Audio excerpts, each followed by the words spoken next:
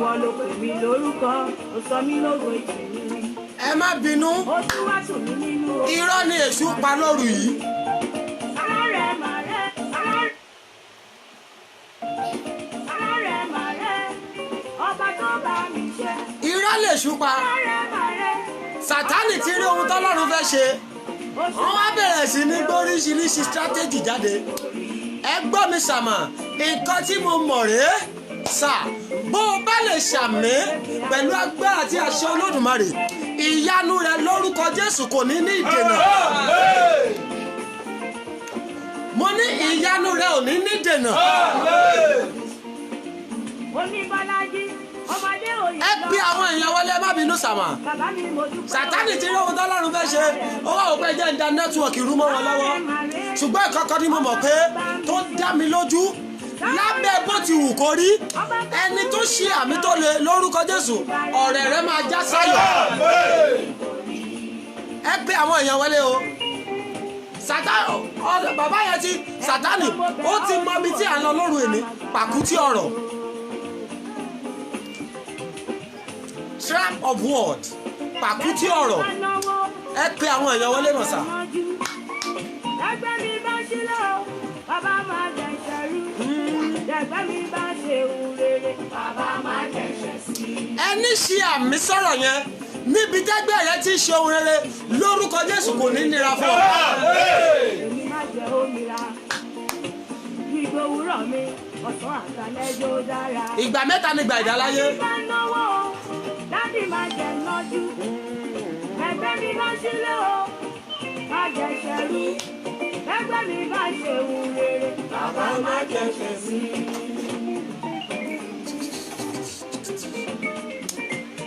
Ọba tó dá mi lọ́lá, ó fọ̀rọ̀ mi jọ̀ta lójú. Bàbá ló bá mi ṣe ọ̀tá ilé bẹ̀rẹ̀ yàtí. mọ́mí dáàdì mo kí gbogbo yín bí ẹ ṣe ń wọlé bọ̀ sàmà ẹ máa wọlé bọ̀ ẹ má bínú nẹ́tíwọ̀kì yẹn ló fẹ́ ṣe bákan àdúpẹ́ lọ́wọ́ Ọlọ́run pé Ọlọ́run ti gbògo bẹ́ẹ̀ ni bó ṣe gbògo yẹn lórúkọ. Nígbà tí mo ń jìyà, sọ̀tà mo ẹnu. Ẹlẹ́nu ló lẹ́nu o. Ẹ̀rẹ̀ ń ṣe. gbogbo ẹni bá gbógun tiẹ̀ nígbà tí àṣeyọrí rẹ bá dé bó o bá ṣàmì Ọlọ́run gbàgbára lọ́wọ́ wọn. Ó mú mi kúrò nípò. God bless you Elizabeth you are welcome mercy will locate you in the mighty name of Jesus. ẹ pé àwọn èèyàn wọlé sàmà. Dúpẹ́ oore rẹ̀ o. Ẹ̀rẹ̀ ń ṣe. Ẹlẹ́nu ló lẹ́nu o.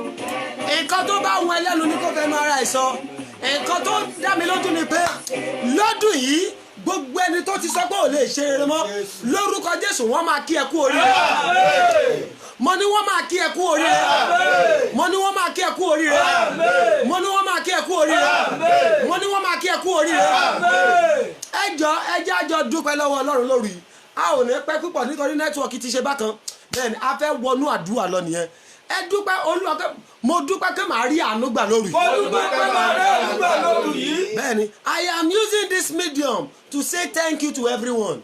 iye àwọn wo nìyẹn àwọn ìmọ̀ àbára gbogbo àwọn tí wọ́n take out time just to ṣe kíni just to wish my daughter a happy birthday I say thank you very much. bẹ́ẹ̀ni lórúkọ Jésù lọ́jọ́ ẹ̀kan ẹ̀yẹ wọn ò ní fi yín pamọ́. gbogbo ẹ̀yin tí ẹ̀ ń wojú Olúwa fún ọmọ rere lórúkọ Jésù Ọlọ́run kó fàánú yọ̀ǹda ọmọ fún yín. gbogbo ẹ̀yin tẹ́ ẹ ti bímọ lórúkọ Jésù ẹ ò ní mọ bójì ọmọ ẹ ṣàmì ẹ ò ní mọ bójì ọmọ. gbogbo ẹ̀yin tẹ́ ẹ wojú Ọlọ́run fún ohun rere bẹ́ẹ̀ yẹn sàmà lórúkọ Jésù ọlẹ̀ ọmọ kó sọ nínú yín. ẹ̀yin tẹ́ ò tí ì lọ́kọ lọ́dún yìí ni lórúkọ Jésù ó yá kẹ́ ẹ lọ lọ́kọ tí yín. ẹ̀yin tẹ́ ò tí ì níyàwó lórúkọ Jésù kẹ́ ẹ lọ níyàwó tí yín. lórúkọ Jésù ẹ̀yin abiyamọ ẹ̀ ní mọ bójì ọmọ ẹ̀yin abiyamọ ẹ̀ ní mọ bójì ọmọ. I say thank you very much.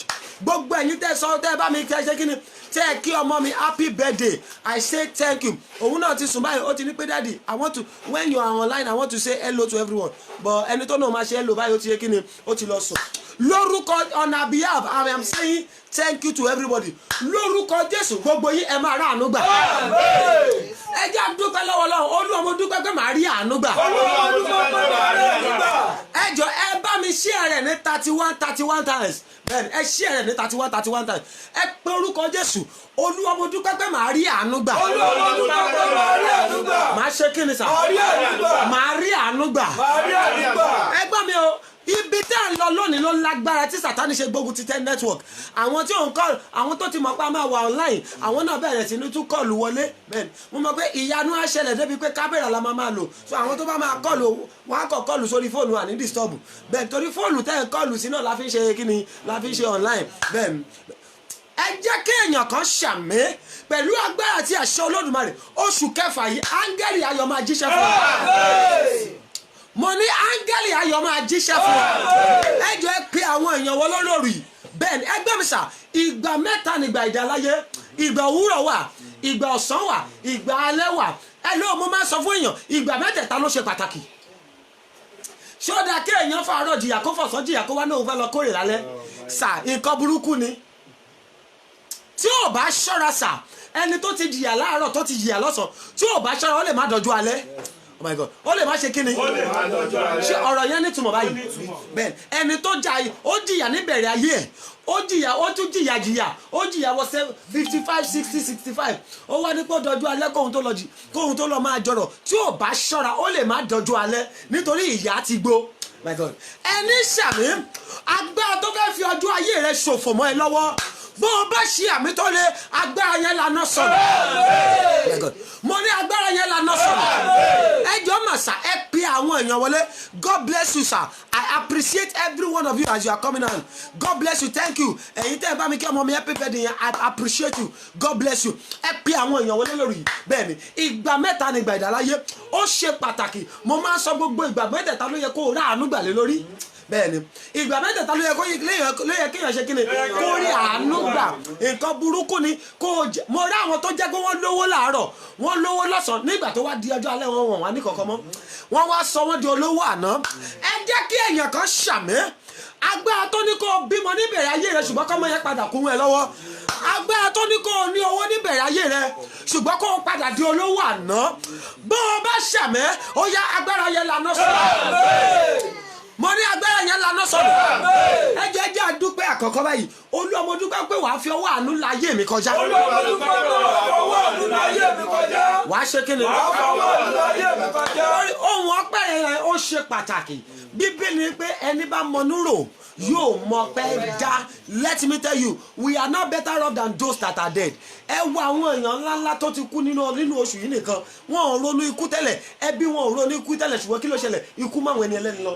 Oh my God ẹni tó ṣàmì ta ló lóun máa fi ikú rẹ já ìdílé rẹ lóró ta ló níbẹ̀ fílẹ̀ ẹjọ́ máa yọ̀ báyìí ìgbà tó máa ká wọn lára la máa pa ọmọ ọmọ lọ́wọ́ tó ní pé ìgbà tó máa ká lára la máa pa ọkọ rẹ̀ ìgbà tó máa ká lára la máa pa ìyàwó rẹ̀ ìgbà tó máa ká lára la máa pa olóore rẹ̀ bó o bá ṣe àmì tó o dẹ̀ ṣe rẹ̀ ní 30 times lórúkọ Jésù ó yá kí ọ̀tá yẹn ru ẹrù ikú yẹn ọ̀tá yẹn kó ru ẹrù ikú yẹn ọ̀tá yẹn kó ru ẹrù ikú yẹn ọ̀tá yẹn kó ru ẹrù ikú yẹn ẹ pe àwọn èèyàn wọlé Olúwa mo dúpẹ́ lọ́wọ́ rẹ pé wàá fi àánú dá sọ̀rọ̀ mi. Olúwa mo dúpẹ́ lọ́wọ́ rẹ pé wàá fi àánú dá sí ọ̀rọ̀ mi. wàá fi àánú dá sí ọ̀rọ̀ mi. wàá ṣe kí ni sà. wàá fi àánú dá sí ọ̀rọ̀ mi. sórí orúkọ Jésù yẹn kó sọ bí ara Olúwa mo dúpẹ́ lọ́wọ́ rẹ pé wàá fi àánú dá sí ọ̀rọ̀ mi ó yẹ sọ́dà.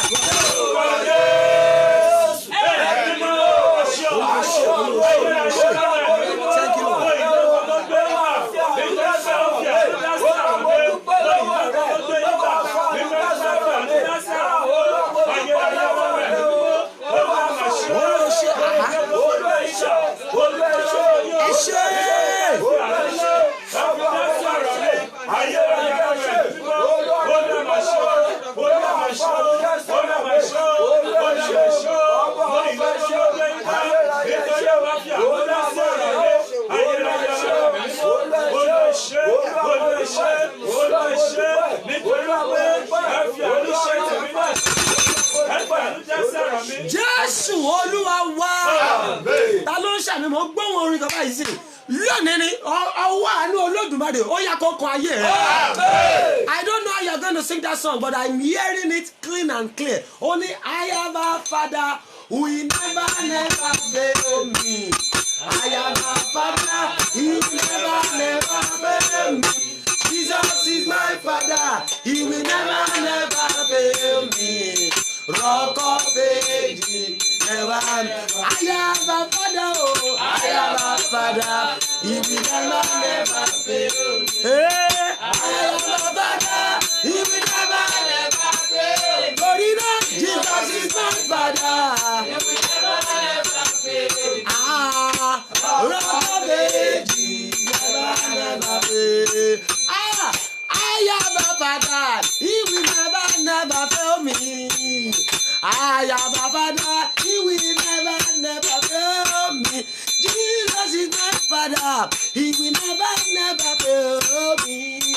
Rock of ages, never, never fail. I have a Father. I have a Father. He will never, never fail. He will never. I have a Father. He will never, never fail me. Jesus is my Father. He will never, never fail me. Hey, Rock of ages, never, never fail. Ah, I have a Father. Kò mà ní dá mi lọ́jọ́ kan rí. I have a Father, oh, He will never, never fail me, oh. Jesus is my Father, oh, He will never, never fail me.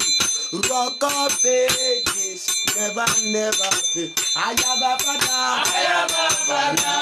He will never, never fail me. Hey, I have a Father. He will never, never fail me. Jesus is my Father. He will never, never fail me. Hey, Rock of ages, never, never. I have a very big God, oh. He's always by my side. A very big God, oh. By my side, by my side. Very big God, oh. He's always by my side. A very big God, oh. By my side, by my side. Abba, kò dà mí rí, bẹ́ẹ̀ ni kò dójú tì mí rí. Ọ̀rẹ́ òtítọ́ mà ní Jésù lórúkọ rẹ̀. Mo lọ́rẹ́ kan, mo lọ́rẹ́ kan. Jésù lórúkọ rẹ̀. Ayérayé o, mo lọ́rẹ́ kan. Jésù lórúkọ rẹ̀. Torí pé kò dà mí rí, bẹ́ẹ̀ ni kò dójú tì mí rí. Òtítọ́ mà ní Jésù lórúkọ rẹ̀. Arẹwà tó ju arẹwà lọ. Ọlọ́lá tó ju ọlọ́lá lọ. Ní Jésù bàbá mi àgbà. Ṣóhun náà ní ọpẹ́ àti ìyẹn. Arẹwà ní o. Arẹwà tó ju arẹwà lọ. Ọlọ́lá tó ju ọlọ́lá lọ. Ní Jésù bàbá mi àgbà. Ṣóhun náà ní ọpẹ́ àti ìyẹn. Arẹwà tó ju arẹwà lọ. Abba, ọlọ́lá ṣojú ọlọ́lá lọ. Ní Jésù bàbá mi àgbà. Ṣóhun náà ní ọpẹ́ àti ìyẹn. Arẹwà ní o. Arẹwà tó ju arẹwà lọ. Ọlọ́run tiwa. Ọlọ́lá tó ju ọlọ́lá lọ. Ní Jésù bàbá mi àgbà. Ṣóhun náà ní ọpẹ́ àti ìyẹn. ohun gbogbo lẹ́lẹ̀ ṣe. Ohun gbogbo lẹ́lẹ̀ ṣe. Ohun gbogbo lẹ́lẹ̀ ṣe. Ọlọ́run ayérayé. Ohun gbogbo lẹ́lẹ̀ ṣe. Tó bá lè ṣe ní ayé rẹ máa sọ̀rọ̀. Sọ pé ó lè ṣe ohun gbogbo láyé mi. Lẹ́lẹ̀ ṣe Ọlọ́run ayérayé. Ohun gbogbo lẹ́lẹ̀ ṣe. Ohun gbogbo lẹ́lẹ̀ ṣe. Ohun gbogbo lẹ́lẹ̀ ṣe. Ọlọ́run ayérayé. Bàbá ohun gbogbo lẹ́lẹ̀ ṣe. Ohun gbogbo lẹ́lẹ̀ ṣe. Ohun gbogbo lẹ́lẹ̀ ṣe. Ọlọ́run ayérayé. Ohun gbogbo lẹ́lẹ̀ ṣe. Ohun gbogbo lẹ́lẹ̀ ṣe. ohun gbogbo lẹ́lẹ̀ ṣe ó ọlọ́run ayérayé. Ohun gbogbo lẹ́lẹ̀ ṣe, ohun gbogbo lẹ́lẹ̀ ṣe, ohun gbogbo lẹ́lẹ̀ ṣe ọlọ́run ayérayé. Ohun gbogbo lẹ́lẹ̀ ṣe o, ohun gbogbo lẹ́lẹ̀ ṣe, ohun gbogbo lẹ́lẹ̀ ṣe ọlọ́run ayérayé. Ohun gbogbo lẹ́lẹ̀ ṣe, ohun gbogbo lẹ́lẹ̀ ṣe, ohun gbogbo lẹ́lẹ̀ ṣe ọlọ́run ayérayé. Ẹ jẹ́ agbórin yẹn nípa àgbé ìgbà kan ohun gbogbo lẹ́lẹ̀ ṣe. Ṣé bó ṣe lè sọ̀rọ̀ rèé? Ohun gbogbo lẹ́lẹ̀ ṣe. Tó bá lè ṣe ó yẹ kó sọ̀rọ̀ yẹn dáadáa. Lẹ́lẹ̀ ṣe ọlọ́run ayérayé. Ẹni tó ṣàmì ohun tó ṣòro ṣe fẹ́ẹ̀yàn bí kí a tó parí oṣù yìí ó yá ọlọ́run yẹn ṣe láyé rẹ̀. Mo ní ọlọ́run yẹn ṣe láyé rẹ̀. Sọ wípé ohun gbogbo lẹ́ẹ̀ lè ṣe lára mi. Ohun gbogbo lẹ́lẹ̀ ṣe lára mi. Ohun gbogbo lẹ́ẹ̀ lè ṣe láyé mi. Ohun gbogbo lẹ́lẹ̀ ṣe láyé mi. Sọ wípé kò sáṣetì lọ́rọ̀ rẹ. Kò sáṣetì lọ́rọ̀ rẹ. Sọ wípé kò sáṣetì lọ́rọ̀ rẹ. Kò sáṣetì lọ́rọ̀ rẹ. Sọ wípé you the Lord can do everything. You the Lord can do everything. Ohun gbogbo lẹ́ẹ̀ lè ṣe. Ohun gbogbo lẹ́lẹ̀ ṣe. Ọlọ́run tó lè ṣe ohun gbogbo. Ọlọ́run tó lè ṣe ohun gbogbo. Ó yá ṣe tèmi láṣẹ pé lónìí. Ẹ ṣe tèmi láṣẹ pé. Ẹ ṣe tèmi láṣẹ pé lónìí. Ẹ ṣe tèmi láṣẹ pé. Ẹ ṣe tèmi láṣẹ pé lónìí yìí. Ẹ̀mí mi wò. Aṣọ wò. Ọlọ́run aṣọ wò. Ọlọ́run aṣọ wò. Nítorí pé Ẹ ṣe tèmi ní àṣepé. tèmi náà ṣe pé. Ẹ ṣe tèmi náà ṣe pé. Ọlọ́run ẹ̀mí mọ́. Ọlọ́run bàbá wa. Ẹ ṣe tèmi náà ṣe pé lónìí. Ọlọ́run ṣe gbàgbọ́rọ̀. Ọlọ́run ṣe bàbá wa. Ẹ ṣe tèmi ní àṣepé. Ẹ ṣe láṣepé. Ẹ ṣe ní àṣepé.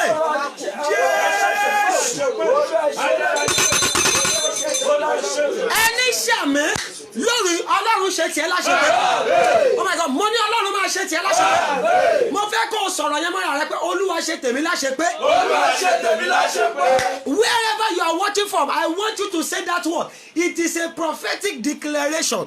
But guess what? What you say is what you possess. Sọ̀rọ̀ yẹn pé olúwa ṣe tèmi láṣepé. Perfect what that concerns me tonight. Perfect what that concerns me tonight. Olúwa ṣe tèmi ní àṣepé. Tó o bá lè táìpẹ̀ náà táìpẹ̀ pé olúwa ṣe tèmi Joshua láṣepé. Ẹ ṣe tèmi ní àṣepé. Ẹni tó rí àmì yẹn ṣe dà lórí ọlọ́run ṣe tiẹ̀ láṣepé. Ẹ gbọ́ bí bàbá Yínká ṣe kọrin yẹn ni Yínká Ayéfẹ́lẹ́ wọ́n kọrin yẹn lọ́jọ́ yẹn wọ́n ní pé aláṣepé lọ́lọ́run mi kì í ṣiṣẹ́ rẹ̀ láàbọ̀ ó ti ṣe tán láti tán ìṣòro mi aláṣepé lọ́lọ́run mi. Let me tell you bọ́lọ́run ò bá ṣe iṣẹ́ rẹ̀ láṣepé ta ló fẹ́ ṣe ìtókù. Ẹni ṣàmì sà ẹni ṣàmì lórúkọ Jésù ọlọ́run máa ṣe tiẹ̀ láṣepé. Ẹ pín àwọn èèyàn wọlé sàmà ẹ ṣí ẹ̀rẹ̀ ní 30 times. Tó o bá ti ṣí ẹ̀rẹ̀ 30 times jẹ́ ọmọ kó o ti ṣí ẹ̀rẹ̀ sà. Ẹ ṣàmì ibi tí ọ̀rọ̀ rẹ dé tó sú ọ lórúkọ Jésù ọwọ́ àánú láyé rẹ kọjá rẹ. Oríta kò yẹ mi mọ́tò wà àánú gbé ọ jáde bẹ̀. Àánú gbé ọ jáde bẹ̀. Àánú gbé ọ jáde bẹ̀. Jọba mi pé àwọn èèyàn wọlé lórí yìí. Olúwa ní gbogbo ọ̀nà tí mo ṣẹ̀ tí ò ní jẹ́ ìráàánú gbà. Olúwa ní gbogbo ọ̀nà tí mo ṣẹ̀ tí ò ní jẹ́ ìráàánú gbà. Ẹ dáríjì mi. Aláàánú ni ọ́ Jésù aláàánú ni ọ́ bójú wọlé kó ṣàánú mi. Aláàánú ni ọ́. The Bible says for all have sinned and come short of the glory of the Lord. The Bible now move further. It said all our righteousness is like a filthy rag. That means we are not worthy of standing before the throne of grace. But the Bible says mercy triumph over judgment. Let us plead for mercy. Without mercy your prayers can never be answered. Ẹ pé Jésù Olúwa fi àánú dáríjì mi. Olúwa fi àánú dáríjì mi. Ẹlẹ́ṣẹ̀ ni mí. Ẹlẹ́ṣẹ̀ ni mí. Ta ni ò kì í ṣe ẹlẹ́ṣẹ̀? Even even gan nígbà tí Jésù wà ní ayé wọ́n béèrè lọ́wọ́ rẹ̀ pé ta ni ẹni pípé ó ní èmi gan ò ṣe ẹni pípé àfi bàbá mi tó ń bẹ ní ọ̀run despite the fact pé wọ́n lóyún rẹ̀ láti ọwọ́ ẹ̀mí mímọ́ ó ní òun gan ò ṣe ẹni pípé bẹ́ẹ̀ nígbà tí Jésù bá sọ pé òun ṣe ẹni pípé how much more you and I let us tell God sin can hinder God from answering our prayer. The Bible says bíbélì sọ̀rọ̀ ńlá kan ó ní ọwọ́ Olúwa ò kúrú láti gbàwẹ́ etí rẹ̀ kò wúwo the ears are not too heavy the hand is not too short to save but our sin has caused a boundary between us and God. Ẹ pé Jésù ẹ̀ṣẹ̀ tó dá mi dúró tí ò jẹ́ kí n rà àánú gbà. ẹ̀ṣẹ̀ tó dá mi dúró tí ò jẹ́ kí n rà àánú gbà. Ẹ̀jẹ̀ Jésù ẹ̀jẹ̀ Jésù dáríjì mi. dáríjì mi.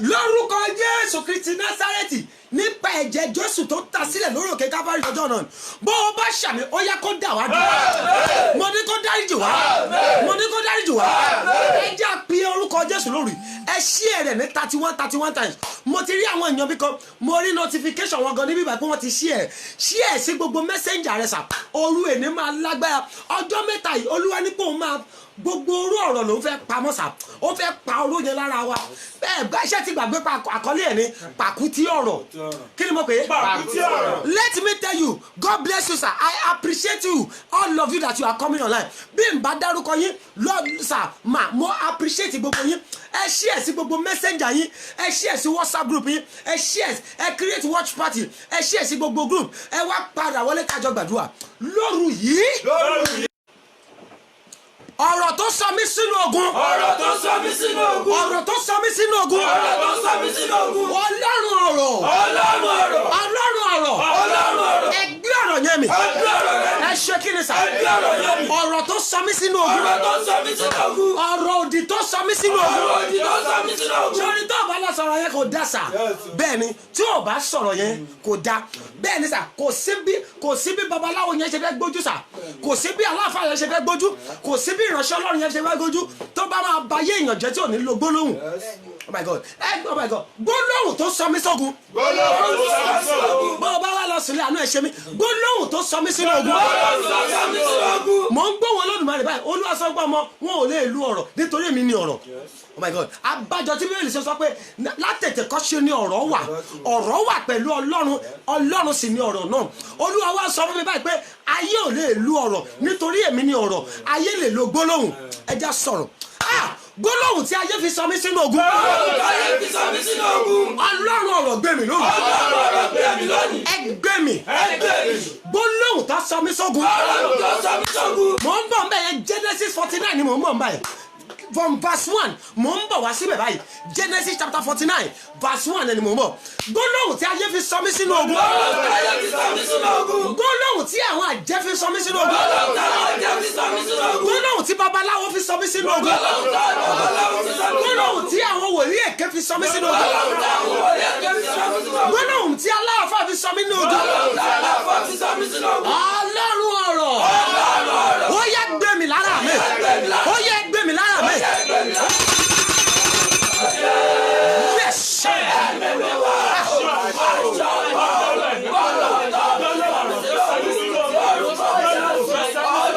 Gbólóhùn tó sọ mí sógun. Lọ́wọ́ tó tóbi à. Làbí màdúmà fáálì màsáyà.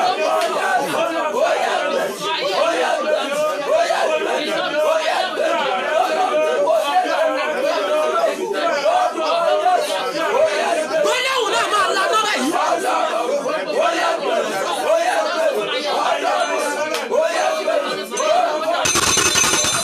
Ẹ ṣí àmì sàmà látọ̀rí lọ gbólóhùn tó ṣẹ́ sọ́gun ó yá kó lanà fún wa.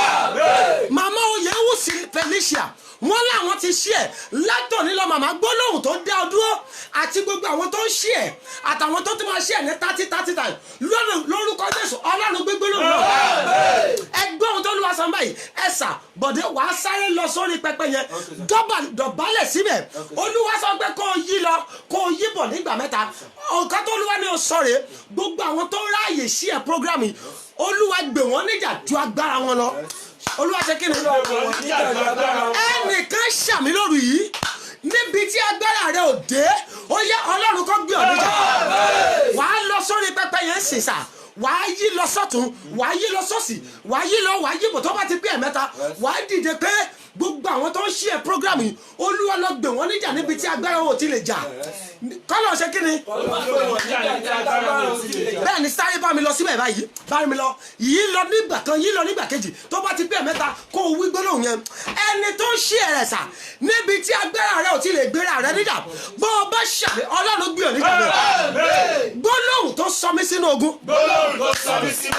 ẹ wà mí o gbólóhùn tó sọ mí sínú ogun Ọlọ́run ọ̀rọ̀ bóyá kí n ti ẹ̀ka fún ẹ kó o lè mọ bí tá à ń sọ mo ní pàkútí ọ̀rọ̀ kí ni mo pè é pàkútí ọ̀rọ̀ wọn àwọn olóyìnbó á máa pè ní trap of word wọn á sọ̀rọ̀ yẹn láti mú èèyàn ọ̀rọ̀ tó sọ láti mú ọ bó o bá ṣàmì ó yá ọ̀rọ̀ yẹn gbiná sọ̀rọ̀ Adétọ́lá Victoria mo ti rí kọ́lọ́ bá mi gbàdúrà fún gbogbo ẹ̀yin tó ń ṣe ẹ̀ lórí pẹpẹ yẹn báyìí gbogbo ẹ̀yin tẹ́ ń ṣe ẹ̀ rẹ̀ yìí Ọlọ́run ìpè mi Ọlọ́run ìpè àwọn bàbá mi ó yá kó gbé ayé yín dìde mo ní kó gbé ayé yín dìde my God Ògúnyẹmí David ẹni ẹ ti ṣe ẹ ti create watch party bàbá látọ̀ nílọ ẹ̀gàn rẹ kó di ògo sà ẹ pé àwọn èèyàn wọlé sà ẹ bá mi ka Genesis chapter 49 yẹn kí ni verse 1 yẹn bẹ̀rẹ̀.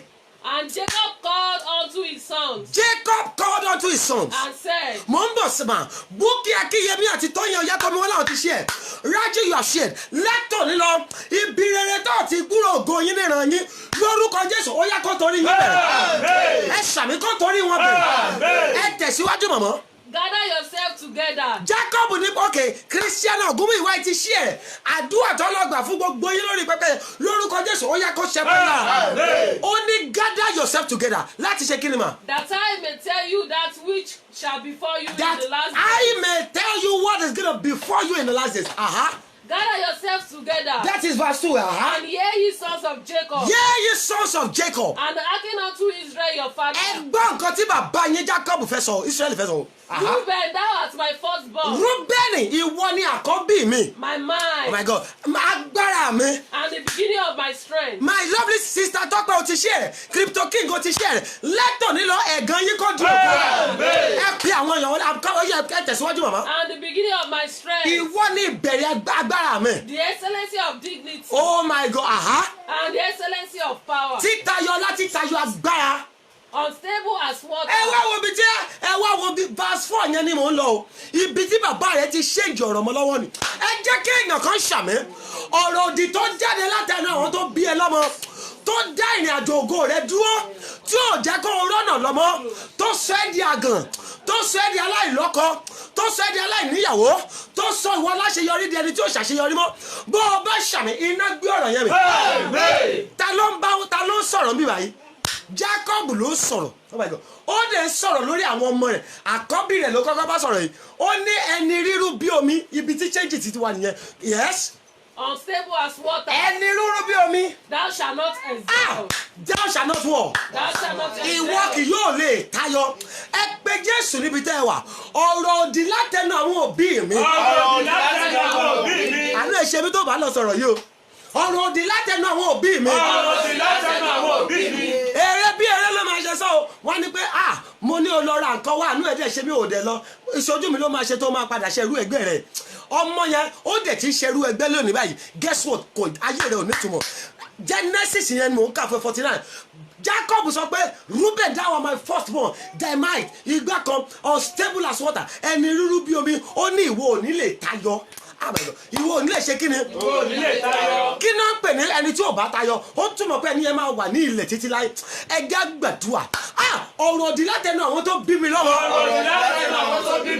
tó dá ayé mi dúró ó yẹ iná gbé mi lára mi ó mọ túmọ̀ ọ̀rọ̀ àná ẹ̀ṣẹ̀ mi ó ti gbàdúrà yẹn tán pẹ̀lú àṣẹ Olódùmarè gbogbo ẹ̀yin tẹ́ ẹ ti ṣí ẹ̀rẹ̀ ní 31 times àdúrà tó lọ gbà fún yín lórí pẹpẹ yìí kí a tó rí 72 hours ó di ọ̀rọ̀ ó dẹ̀ di àṣẹ a fi fún mi ní gẹ́gẹ́ bí àṣẹ Olódùmarè Olúwa nígbà mọ ohun gbogbo tó o bá tún ní ayé èmi á tún ní ọ̀run ohun gbogbo tó o bá dè èmi á dè ní ọ̀run pẹ̀lú àṣẹ Olódùmarè ohun gbogbo tí wọ́n béèrè fún yín lórí pẹpẹ yẹn kí a tó rí 72 hours ọwọ́ àánú kó dá yín lọ ọwọ́ àánú kó dá yín lọ ẹ ṣí ẹ̀rẹ̀ tẹ́ ẹ bá bẹ́ẹ̀ ṣí ẹ ṣí ẹ̀rẹ̀ sàmà ẹ pé àwọn èèyàn wọlé ẹ ṣí ẹ̀rẹ̀ ní 30 time ẹ sọ̀rọ̀ yẹn ọ̀rọ̀ òdì tó dá mi dúró. ọ̀rọ̀ òdì tó dá mi dúró. ẹ bẹ̀rẹ̀ ẹ jẹ́ àchẹ́yìn gbólóhùn òdì tó dá mi dúró. gbólóhùn òdì tó dá mi dúró. ẹ lọ gbólóhùn ní Jacob sọ sáà ó ní Reuben ìwọ ni àkọ́bí mi ṣùgbọ́n ò ní lè tayọ. Hello, oh my God. Bóyá on the course of this program, Olúwa ní kí n gbàdúrà fún gbogbo àwọn àkọ́bí tààrin àti àbígbẹ̀yìn. Kí ni mo pè é? Àkọ́bí àti àwọn àbígbẹ̀yìn. The first born, the middle born, and the last born. Láàárín program ọjọ́ mẹ́ta yìí, I want you to get yourself prepared. Ó máa ní agbára díẹ̀. Bẹ́ẹ̀ni, ẹgbẹ́ bẹ̀sà tó bá ti gẹ̀ẹ́tì àkọ́bí tí wọ́n bá ṣọ́ra wọn á gẹ̀ẹ́tì àwọn tó kù. Wọ́n mọ̀ pé ìdí tí wọ́n ṣe ń takò àkọ́bí nìyẹn. Bẹ́ẹ̀ni, ó ní ogun kan tó máa ń jẹ àwọn àkọ́bí ilé yín. Ẹ jẹ́ kí gbogbo àwọn àkọ́bí ṣí àmẹ́. Ogun tó máa ń jẹ àwọn àkọ́bí tó jẹ́ pé ọwọ́ àbúrò náà wá ti ń gbọ́ owó oúnjẹ. Bó o bá ṣí àmẹ́ lórúkọ Jésù, ogun yẹn gbiná lára. Mo ní ogun yẹn gbiná lára. Àwọn ọ̀tá mọ̀ọ́mọ̀ wọ́n á tágẹ̀tì àkọ́bí. Wọ́n mọ̀ pé tákọ́bí bá dìde ó máa ran àwọn tó kù ẹ̀ lọ́wọ́. A ṣe kí ni? Ó máa ràn wọ́n tó kù lọ́wọ́. Bí wọn bá wá rí àkọ́bí mú tó bá ti gẹ̀ẹ́tì àkọ́bí wọ́n wá wò kẹta ní ká tó mú ẹjẹ́ lọ bá tààrin àrùn ẹ̀gbọ́n lọ́wọ́ á tó àbúrò tó wà lẹ́yìn rẹ̀ lọ́wọ́ wọ́n á wò pé ẹ gẹ̀ẹ́tì wọn tó bá wá rí tó bá wá rí àwọn méjèèjì mú wọ́n ní pòkè ẹ lọ gẹ̀ẹ́tì last one wọ́n mọ̀ pé tí àbígbẹ̀yìn bá dìde bẹ́ẹ̀ ni àbígbẹ̀yìn bẹ́ẹ̀ ni Joseph was the second to the last one bẹ́ẹ̀ ni wọ́n wò pé ẹjẹ́ gẹ̀ẹ́tì Joseph torí wọ́n mọ̀ pé tó bá dìde ó máa ran gbogbo àwọn tó wà wájú rẹ̀ lọ́wọ́ bẹ́ẹ̀ ni mo fẹ́ kó o múra lábẹ́ ìpàdé yìí bó o bá ní àwọn ọmọ àtàkọ́bí àti tààrin àti àbígbẹ̀yìn ẹ gádà wọn nínú ìpàdé yìí tó o bá sí tòsí rẹ kọ orúkọ wọn ìyá tó yẹ kó ti máa jẹ wọn mọ bàbá tó yẹ kó ti máa jẹ wọn mọ tó yìí fún àwọn ọmọ yẹn lówó oúnjẹ bẹ́ẹ̀ ni gbólóhùn kan ti sọ àwọn ọmọ yẹn sínú ẹ̀gún ó ti sọ àwọn ọmọ yẹn sínú ìdè ẹ jẹ́ gbàdúrà ọ̀rọ̀ yẹn máa le díẹ̀ màá kọ́ bẹ̀rẹ̀ díẹ̀ lóru èní ni bẹ́ẹ̀ ni màá bẹ̀rẹ̀ díẹ̀ lóru èní tó bá wá di ọ̀la àti ọ̀túnla àwa wọnú gbàgede àdúrà lọ ìka tí mo mọ̀ tó dá mi lójú rẹ̀ gbogbo gbólóhùn ìka ènìyàn lára rẹ̀ bó o bá ṣàmì ó yẹ kó lànà jáde ó ṣàmì mo ní kó lànà jáde gbólóhùn ìka ènìyàn lára rẹ̀ tó fi di ayé rẹ̀ mọ́lẹ̀ látòmí lọ ó yẹ kó lànà jáde mo ní kó lànà jáde mo ní kó lànà jáde ẹ jẹ́ ń lọ bí tí mo lọ yìí ọ̀rọ̀ òdì látẹnu àwọn tó bí mi lọ́mọ ọ̀rọ̀ òdì látẹnu àwọn tó bí mi lọ́mọ tó sọ ayé mi sínú ogun oh my God ẹ̀yin tẹ́ ẹ̀yin tí ọ̀rọ̀ yẹn ṣe Olúwa sọ pé méje nìyí you are watching me sir you are watching me Olúwa oh my God ṣe Ọlọ́run Olúwa sọ pé ìkànnù yín tẹ́ ẹ̀ ń wò mí lọ́wọ́lọ́wọ́ báyìí ìyá rẹ̀ dẹ̀ gbé ọwọ́ rẹ̀ méjèèjì máa yà ó ṣe ìyá rẹ̀ ni o ìgbà àìkàdálì màrúbì àbà àìsàn dákàbà ìyá rẹ̀ dẹ̀ gbé ọwọ́ rẹ̀ méjèèjì máa yà ó ní àdàbí tí kì bá ṣe ọmú àyàwó ló máa ṣe padà dé èèyàn láyé ẹjọ ẹ gbàdúrà yìí if you are the one I want you to talk to me after this program Olúwa tó gbé o padà lọ bẹ̀ ìyá rẹ o lóòótọ́ ló padà bẹ̀ ìyá rẹ ṣùgbọ́n ó ti rán ọ̀rọ̀ yẹn jáde ọ̀rọ̀ yẹn dẹ̀ ń ṣiṣẹ́ ní ayé rẹ dòní ó gbàdúrà ayé rẹ ò lójútùú bí ájìrí ìbò ẹ fàkàtúmọ̀ ẹ ṣàìdà ha ẹ pé Jésù mo rírú ẹ̀rí dáadáa sà ọ̀rọ̀ ni wọ́n mà bàbá yẹn rán sà ó ní ẹgbẹ́ ọ̀kan tó ṣe ọjọ́ wẹ́ẹ̀dì ọmọbìnrin yìí ó dẹ̀ gbé ṣìgìdì dání bàbá wòlíì kọ́ dẹ̀ gbàdúrà bẹ́ẹ̀ pé ẹni kan igbá kan gbogbo ẹ̀yin tẹ́ ẹ gbé olóde dání láti wá ṣiṣẹ́ ibi tẹ́ ẹ gbé ṣìgìdì dání láti wá ṣiṣẹ́ ibi ó ní àrá iná kó sọ́pa yín bàbá yẹn jáde ó ní irú wòlíì wo nìwọ ó ní ẹgbọ́ ó ní òun ò fẹ́ jẹ́ kọ́ ọmọbìnrin yìí ó bímọ ó ní nǹkan tóun fẹ́ kó máa ṣe lélẹ́yìí òun fẹ́ ṣìgìdì tóun ṣe yìí lòun fẹ́ jẹ́ kó máa fún lọ́mọ títí ọjọ́ ayé ẹ̀ ẹjọ́ ṣé bàbá máa ẹjọ́ báwo ṣé kìí ṣe gbólóhùn ló máa sọ à á sọ̀rọ̀ ni pé lágbájá ọmọ lágbájá gbọ́ o nílé ọkọ tó ń lọ yìí ò ní bímọ ń bẹ̀ ṣìgìdì ló máa fún lọ́mọ ẹjọ́ ṣìgìdì jọmọ. ibi tí wọ́n parí iṣẹ́ ayé rẹ sí ibi tí wọ́n fi ọ̀rọ̀ òdì parí iṣẹ́ ayé rẹ sí bí àmì rẹ bá lé ọlọ́run tó ń jí ọ̀rọ̀ ó yẹ kó gbé mi. Are you ready to pray? Màá kàn fún wa ní àdúrà mẹ́ta péré lórí bẹ́ẹ̀ ni tó bá di ọ̀la àti ọ̀túnla màá sọ ìtumọ̀ ọ̀rọ̀ fún ọ màá sọ iṣẹ́ tí ọ̀rọ̀ ibi ń ṣe fi ń fún ọ sà ìgbọ́n mo fẹ́ kó o késà oh my god kíkẹ́ lọmọ Benjamin ní pé network ogun èṣù ni wọ́n mọ iṣẹ́ agbára tí ọ̀rọ̀ yẹn fẹ́ ṣe wọ́n mọ iṣẹ́ agbára tọ́lọ́run fẹ́ ṣe ní ọ̀pọ̀lọpọ̀ náà ti sọ àwọn ló gbé ṣépè ayé rẹ̀ dẹ̀ wọnú ogun ẹ pé Jésù sà Olúwa ọ̀rọ̀ òdì látẹnu àwọn tó bí mi. Iná gbé mi. Iná gbé mi. Iná gbé mi. Iná gbé mi. Iná gbé mi.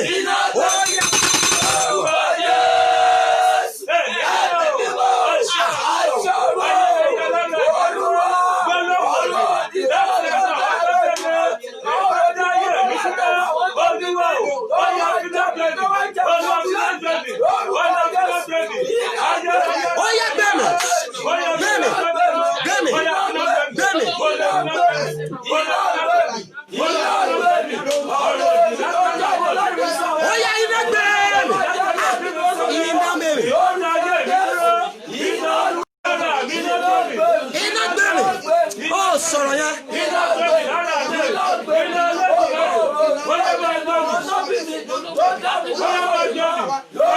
Gbogbo ọ̀rọ̀ òdì.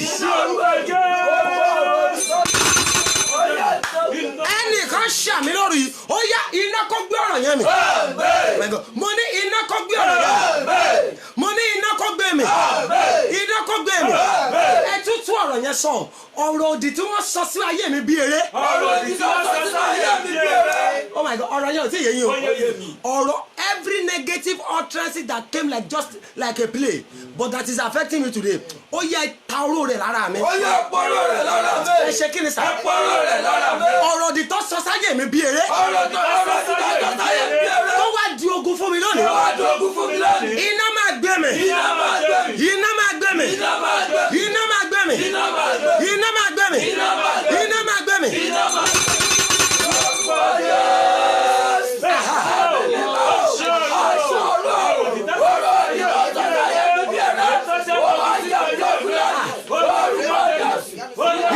gbé mi. Iná máa gbé mi.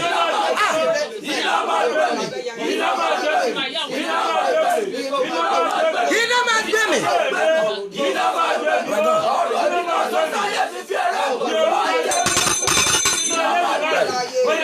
Ẹni ṣe àmì gbogbo ẹ̀yin tẹ́ ẹ ní network problem jẹ pẹ̀lú àṣẹ Olódùmarè Ọlọ́run kò resolve bẹ́ẹ̀ ni Sátánì gbọ́n á rí pé those that are affected awọ pé kí ni mo lè ṣe tí àwọn people yìí bá gbọ́ ọ̀rọ̀ yìí lóru yìí ó ṣeé ṣe kí ọ̀rọ̀ wọn dayọ̀ kí wọ́n bọ́ nínú ogun bẹ́ẹ̀ ni àwa wá ọgbọ́n àlùmọ̀kọ́rọ́ láti da ọ̀nà wọn rú mo wá gbàdúrà lórí gbogbo ẹ̀yin tẹ́ ẹ ń gbọ́ ọ̀rọ̀ yìí sà tẹ́ ẹ ń gbọ́ ọ̀rọ̀ yìí mà tí nẹ́tíwọ̀kì fẹ́ ṣe jàmbá lórúkọ Jésù Ọlọ́run kó wójú tù sí mo ní Ọlọ́run wójú tù sí bẹ́ẹ̀ ẹ jẹ́ gbàdúrà yẹn nígbà kan mọ́ àdúrà mi kù méjì lẹ́yìn ẹ pé Jésù ọ̀rọ̀ ìyá yẹn sọ pé máa wò àánú ẹ̀ dẹ̀ ṣe mí ṣé bó ṣe máa bá lé ayé rẹ̀ ríre bí eré ni o wọ́n á sọ kí ni wọ́n á sọ bí especially àwọn tá a wá lẹ́tẹ̀kìtì bẹ́ẹ̀ ni àwọn tá a ṣe kí ni tá a wá látẹ̀kìtì bí eré náà máa ṣe sọ wọ́n ní rédèrèdè ní gbẹ̀yìn eré òṣùpá rédèrèdè ló máa gbẹ̀yìn bẹ́ẹ̀ ni ìyá kan sọ fọ́mọ ẹ̀ ó ní ìwọ ok ojú mi láṣẹ rédèrèdè lágbẹ̀yìn sà bẹ́ẹ̀ ni ǹjẹ́ jẹ́ mọ̀ pé nígbà tí bàbá yẹn rẹ̀ parí 3 weeks orientation camp wọ́n ó parí 3 weeks orientation camp ó dọ́jọ́ta ó fẹ́ sọdá kó wọ mọ́tò Òṣòdì tó máa lọ lé rẹ̀ mọ́tò dẹ̀ gbé sà ó dẹ̀ pàṣẹgbẹ títì ẹ sà ṣé rédèrèdè ògbẹ̀yìn ẹni ṣí àmì sà ẹ jẹ́ rán àṣẹ jáde sínú ayé ẹni tó ṣàmì mo rán àṣẹ jáde gẹ́gẹ́ bí ọmọ aláṣẹ ọ̀rọ̀ òdì tó sọ sínú àyànmọ́ rẹ tó dàbí eré ṣùgbọ́n tó wá dìde tó ní pé no way ìyá rẹ ló sọ bẹ́ẹ̀ ni bàbá rẹ ló sọ ibo ló wá fẹ́ gbà ṣe rere láyé nítorí àwọn tó bí ẹ sáyé gan ló sọ̀rọ̀ òdì sí ayé ọmọ rẹ bó o bá ṣàmì ọlọ́run tó ṣẹ̀dá rẹ bí àmì rẹ bá ní ó yẹ kó gbé ọ̀rọ̀ yẹn lọ. àwọn tó bí ẹ ló sọ̀rọ̀ bàbá rẹ ló sọ̀rọ̀ ẹ pe àwọn èèyàn wọlé share rẹ ní 21 times bàbá rẹ ló sọ̀rọ̀ sà ìyá rẹ ló sọ̀rọ̀ ṣùgbọ́n kì í ṣe àwọn ló ṣẹ̀dá rẹ ọ̀rọ̀ tí àwọn òbí rẹ sọ sà tó wá ń jayé rẹ lógun lónìí tí àwọn òbí rẹ náà wá bẹ̀rẹ̀ sí ní gbàdúrà lé lórí bẹ́ẹ̀ níṣẹ́ ìrírú ẹ̀rí ni àwọn òbí ló sọ̀rọ̀ àwọn náà lónìí náà tó wá ń gbàdúrà pé ọlọ́run jọ bí ọmọ mi dìde wọ́n ti gbàgbé pé ọ̀rọ̀ àná òun ló wá da ogun tó wọ́n ń jà lónìí bẹ́ẹ̀ bá lè ṣàmì sà bẹ́ẹ̀ bá lè ṣàmì mà ọ̀rọ̀ òdì táwọn tó bí ẹ lọ́mọ sọ mo lu ọmọ pọ̀ èpè mo lu ọlọ́run tó dá ẹ sáyé bí àmì rẹ bá lè ó yá kó gbé ọ̀rọ̀ náà ó yá kó gbé mi mo ní kó gbé mi mo ní kó gbé mi mo ní kó gbé mi mo ní kó gbé mi mo ní kó gbé mi mo ní kó gbé mi mo ní kó gbé mi mo ní kó gbé mi mo ní kó gbé mi mo ní kó gbé mi mo ní kó gbé mi mo ní kó gbé mi. Every negative word spoken by your parents that has become a battle for you today, I am using the God that created you. Your parents are the one that begat you, but God is the creator of you. And if your amen can roar like thunder, tonight God is terminating that word over your life in Jesus' name. Ọ̀rọ̀ tó ti sọ ayé rẹ̀ sí ojú kan, tí ó jẹ́ olóko lásìkò, tí ó jẹ́ obímọ lásìkò, tí ó jẹ́ kó máa ní promise and fail, tó ní pé kó máa gbé ẹ̀ kó máa tó máa jù ẹ́ lẹ̀. Bí àmì rẹ̀ bá le, tí ó jẹ́ kí ọ̀nà rẹ̀ kọ́kọ́ ṣàṣeyọrí, tó sọ ẹ́ sí ìkórìtà òfo, ẹni tó ṣàmì ìdá lórúkọ Jésù. Ọlọ́run kó parọ́ rẹ̀ mo ní ọlọ́run parọ́ rẹ̀ mo ní ọlọ́run parọ́ rẹ̀ mo ní ọlọ́run parọ́ rẹ̀ ọlọ́run parọ́ rẹ̀ ọlọ́run kó parọ́ rẹ̀ ẹ jẹ́ gbàdúrà yìí nígbà kan ọmọ kí n gbàdúrà méjì tó kù ẹ jọ ọjọ́ rẹ̀ ti lọ díẹ̀ báyìí ẹ pe àwọn èèyàn wọlé ẹ share rẹ̀ ní 21 times àwọn ìṣẹ́ni alára àwọn ìránṣẹ́ ọlọ́run wọ́n ti lọ gbàdúrà fáwọn bá a dẹ̀ ṣe máa bólúwa ṣe ní ká ṣe lọ́jọ́ mẹ́tẹ̀ẹ̀ta nìyẹn bí a bá ti wọlé ẹ yíra lórí pẹpẹ yẹn gbogbo àwọn tó ṣí ẹ̀rẹ̀ níbi tí wọn ò ti lè jà fúnra wọn kọ́lọ́run lọ gbé wọn níjà ń bẹ̀ ẹjọ́ a ti gbàdúrà yẹn ṣáájú ẹ̀yin tẹ́ ẹ̀ṣẹ̀ ń wọlé àbẹ́tẹ́ ti wọlé tẹ́lẹ̀ ẹ ṣí ẹ̀rẹ̀ ní 21 times ẹ porúkọ Jésù ọ̀rọ̀ òdì táwọn òbí mi sọ sáyé mi. ọ̀rọ̀ òdì táwọn òbí mi sọ sáyé mi. ok mo gbọ́ wọn olúwa báyìí olúwa ti ka sọ báyìí ọ̀rọ̀ òdì táwọn òbí mi sọ sáyé mi nígbà tí wọ́n bínú. ọ̀rọ̀ òdì táwọn òbí mi sọ sáyé mi nígbà tí wọ́n bínú. ṣùgbọ́n tí ò ṣe yí padà nígbà tí mo bẹ̀rẹ̀. ẹ farabalẹ̀ kẹ́ ẹ gbọ́ dáadáa ṣùgbọ́n tí ò ṣe yí padà nígbà tí mo lọ bẹ̀bẹ̀. abájọ àwọn Yorùbá bọ̀ wọ́n ní ọmọdé búròkò ó bojú ẹ̀yìn wọ́n ní kó rò pé òòjọ́ lolúwere ń pa ni kì í ṣe gèdè ọ̀rọ̀ Yorùbá ni kì í ṣe gèdè ọ̀rọ̀ Yorùbá ni ọmọdé bú ìrókò ó bojú ẹ̀yìn ó rò pé òòjọ́ lolúwere ń pa ni. Let me tell you masa every negative word spoken is a prophecy. àdúrà tá à ń gbà àsọtẹ́lẹ̀ ni ọ̀rọ̀ èpè bẹ́ẹ̀ ni sà àsọtẹ́lẹ̀ ni bóyá bó pẹ́ bóyá ó máa padà ṣiṣẹ́ rẹ̀ ó máa ṣe kíni ó máa ṣiṣẹ́ tọrọ ẹjọ́ ẹjá gbàdúrà ọ̀rọ̀ òdì táwọn òbí mi sọ sáyé mi. ọ̀rọ̀ òdì táwọn òbí mi sọ sáyé mi. náà bá wọn lọ sọ̀rọ̀ àánú ẹ̀dẹ̀ ṣe mí o bẹ́ẹ̀ ni ẹgbẹ́ mi sà àwọn òbí mi ti kú ọ̀rọ̀ òdì yẹn dẹ̀ tún ṣiṣẹ́ ẹ wá wo ibi tó le sí ọ̀rọ̀ òdì yẹn dẹ̀ tún ṣiṣẹ́ lára òbí ọmọ tó bí á tó jogún ọ̀rọ̀ òdì nínú ayé rẹ̀ nítorí ẹgbẹ́ mi sà níbi tọ́rọ̀ òdì le sí rè ọ̀rọ̀ òdì á wọnú ẹ̀jẹ̀ á di omi ara àti ẹ̀jẹ̀ ẹ̀sìn ọkọ àtìyàwó tó bá súnmọ́ra á bára lò pọ̀ wọ́n á bí ọmọ tó tinú ọ̀rọ̀ òdì jáde sínú ayé ọ̀rọ̀ yẹn ti ń le jù báyìí mo ń bọ̀ díẹ̀díẹ̀ ẹjọ́ mo ò fẹ́ kó ìpàdé yìí méjì tó kù mo fẹ́ kó fi ṣeré ẹ pé àwọn èèyàn wọlé ọ̀pọ̀lọpọ̀ tó wà ní ogun lónìí ọ̀rọ̀ òdì ló ṣe sà ọ̀rọ̀ òdì á jẹ́ kéèyàn oh my God lára iṣẹ́ ọ̀rọ̀ òdì á sọ èèyàn di aládùúrà ṣá á gbàdúrà ṣùgbọ́n wọn ní mọ̀ gẹ́gẹ́ bí aládùúrà wọn á mọ̀ gẹ́gẹ́ bí aládùúrà ṣùgbọ́n kò ní sí àṣeyọrí tó máa tẹ̀yìn jáde ẹjọ́ gbàdúrà ẹ̀yin kan you are experiencing it mo ti sọ ìyá ilẹ̀ that person you are watching me if you are the one after this program I want you to call me olúwa sọ pé ìwọ gan mọ̀ ìyá rẹ gbé ọmú ó gbọ́wọ́ méjèèjì sọ́mú rẹ̀ ó ní àdàbí tó o bá mú ọmú àyàwó ó ní ní ibùjókòó ó dẹ̀ àfẹ́ tiẹ̀ lónìí ó ní ò ní ṣe rere gbogbo ọ̀nà rẹ tó ti yàlà gbà tẹ́lẹ̀ ọ̀nà yẹn dẹ̀ dédé dàrú lójijì ẹ jẹ́ gbàdúrà ọ̀rọ̀ òdì tó tẹnu àwọn òbí mi jáde nígbà tí wọ́n bínú. ọ̀rọ̀ òdì tó tẹnu àwọn òbí mi jáde nígbà tí wọ́n bínú.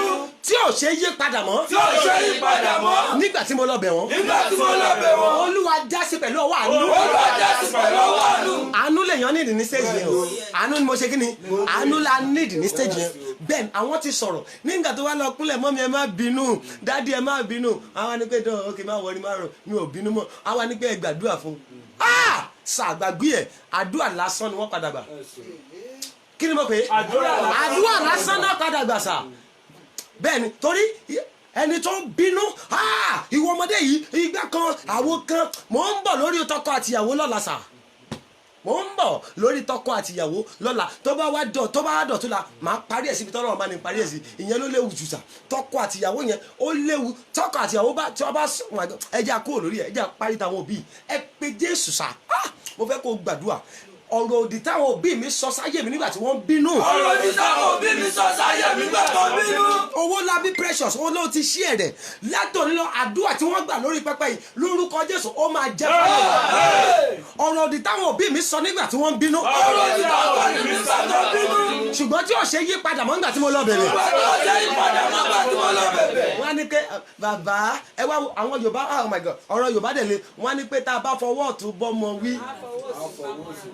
a fi ṣe ni a wá fọwọ́ òsì fà mọ́ra ẹ bá gbàgbé ẹ fọwọ́ òsì fà mọ́ra ẹ ti gbàgbé pé èpè yẹn tún wà nù ayé yẹn guess what èpè yẹn lẹ́sẹ̀kẹsẹ̀ ẹ gbọ́ oh my God mò ń bọ̀ ó lè jádùúrà kejì nìyẹn ọ̀rọ̀ òdì táwọn òbí mi sọ. ọ̀rọ̀ òdì táwọn òbí mi sọ. nígbà tí wọ́n bínú. nígbà tí wọ́n bínú.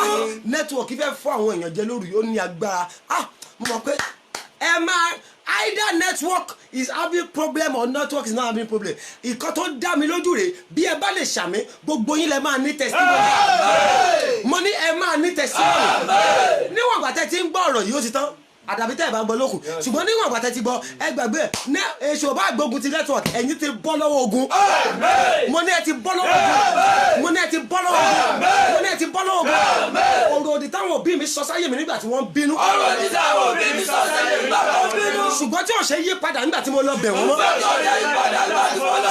ọlọ́run àánú ó yá yí padà yí padà yí padà yí padà ó sọ̀rọ̀ yí padà yí padà yí padà.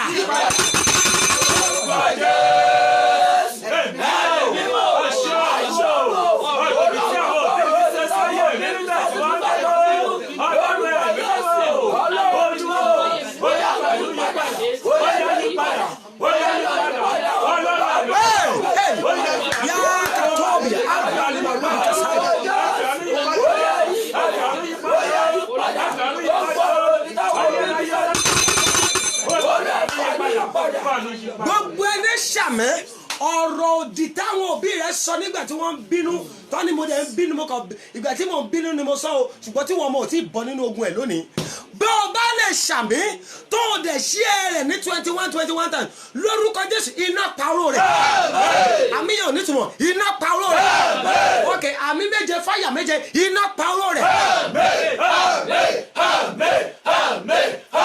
oya fire aya fire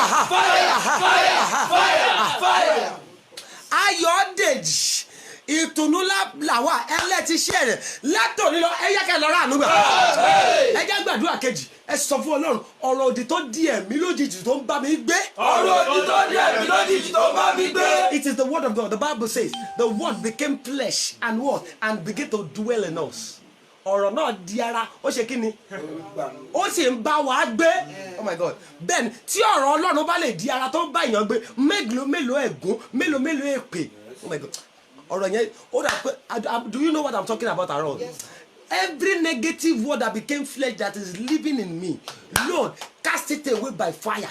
bẹ́ẹ̀ni tọ́ba ní pé ìwọ ọmọdé yìí olórí burúkú ni ẹ lẹ́sẹ̀kẹsẹ̀ olórí burúkú á dẹ̀ fọ́ọ̀mù ara ẹ̀ á di ẹ̀mí á ní etí á ní ojú á wò pé o ṣé o mo ti rí àgọ́ tí mo fẹ́ máa gbé ẹ jẹ́ n wọnú ẹ̀ á ní ọ̀rọ̀ òdì á ní pé ẹ̀ lóo mo ti gbọ́ dapẹ́ o ti ṣí ẹ̀rẹ̀ látòní lọ ayé rẹ̀ ràánú gbà ọ̀rọ̀ òdì anígbẹ́ ló òkè mo ti gbọ́ anígbẹ́ filẹ̀ bó ṣe lọ sílé ọkọ náà ló máa ṣe bọ̀ ẹ̀mí á dẹ̀ di odidi ẹ̀mí àgàn á ṣe kíni á dẹ̀ rápálá à ń gbàdúrà lọ́jọ́ kan náà ọdún yẹn ti pẹ́ dẹ̀ sẹ́yìn nínú ìjọ lọ́dọ̀ wa mi báyìí bẹ́ẹ̀ àdúrà the prayer was so tough 3 days program tá a máa ṣe lóṣooṣù ni it was so tough ọjọ́ ọ̀sán Thursday olúwa ní kí gbogbo èèyàn béèrè fún iná nígbà tá a béèrè fún iná tán tá a parí program yẹn ní session yẹn obìnrin yẹn lọ sùn ní ojú àlá rẹ̀ sà mà ẹ̀mí ìyá arúgbó kan dẹ̀ jáde lára rẹ̀ ẹgbẹ́ nǹkan tó pè ó ní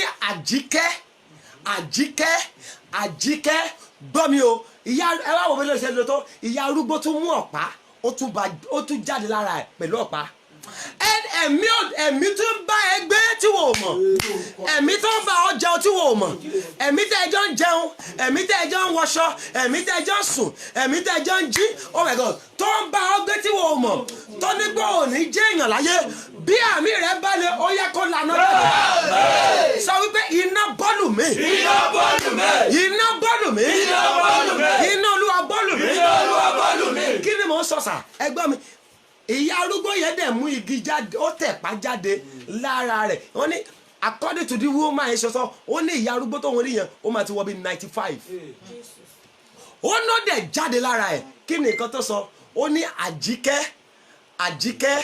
àjíkẹ́ bí wọ́n ṣe ní kí n lù ẹ́ gbóre o àjíkẹ́ delele kò tí ì jọ ọmọ 35 lọ ó ti wọlé ọkọ ọdún 5 kò tí ì rọmọ bí ó ní àjíkẹ́ gbọ́ bí wọ́n ṣe ní kí n lù ẹ́ gbóre ṣùgbọ́n nígbà tó ń gbàdúrà tó béèrè fún iná yẹn bọ́lù ẹ̀ àgọ́ ara rẹ̀ wá dínà mi ò lè gbé bẹ̀ mọ́ ó dàbọ̀ sà obìnrin ò mọ́ṣù yẹn jẹ ó bí bèjì lẹ́ẹ̀kíní ó bí bèjì lẹ́ẹ̀kejì ó bí bèjì lẹ́ẹ̀kẹta